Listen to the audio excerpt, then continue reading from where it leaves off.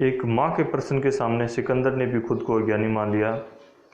यह तो सब जानते हैं कि सिकंदर विश्व विजय की महत्वाकांक्षा लेकर अपने देश से निकला था। उसमें असाधारण प्रतिभा और योग्यता थी। इसी के चलते उसने प्रत्येक युद्ध में विजय भी प्राप्त की थी।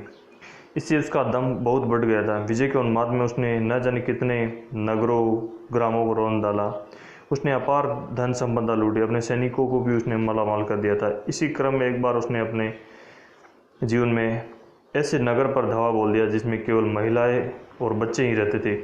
उस नगर में रहने वाले युवक और वृद्ध सभी पुरुष युद्ध में मारे गए थे। स्त्रियां असहाय थी। उनके पास आत्मरक्षा का कोई साधन नहीं था।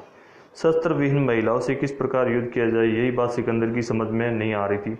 उस समय उसके साथ गिने चुने सैनिक थे। उसकी विशाल सेना उसके पीछे आ रही थी।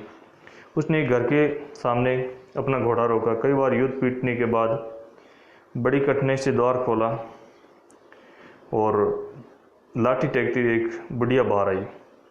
सिकंदर बोला, घर में जो कुछ खाना हो ले आओ, मुझे भूख लगी है। बुढ़िया भीतर गई और थोड़ी देर में कपड़े से ढका एक थाल लाकर सिकंदर के आगे कर दिया। सिकंदर ने कपड़ा हटाया तो देखा कि उसमें सोने के पुराने गहने रखे हुए थे।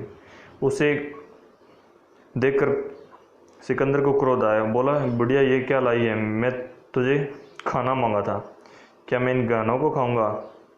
बुढ़िया बोली, तू सिकंदर है ना? तेरा नाम तो सुना था, आज देख भी लिया।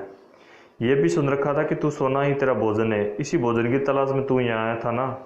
यदि तेरी भूख रोटियों से मिटती तो तेरे देश में भी रोटियाँ नहीं थी क्या?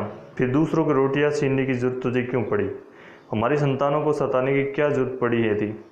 एक माँ पूछ रही है, बताना।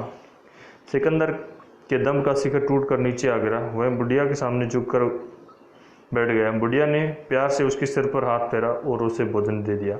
सिकंदर रोटियां खाकर चला गया। उसने नगर में किसी को किसी प्रकार की क्षति न पहुंचाई। उसने नगर के प्रमुख मार्ग को एक शिलालेख लिखवाया जिसमें लिखा था, अज्ञानी सिकंदर को इस नगर की एक बुढ़िया महान वृद्धा ने अच्छा पाठ सिखाया। दोस्तों, अगर आप कहानी आपको अच्छी लगी तो लाइक और सब्सक्राइब कीजिएगा।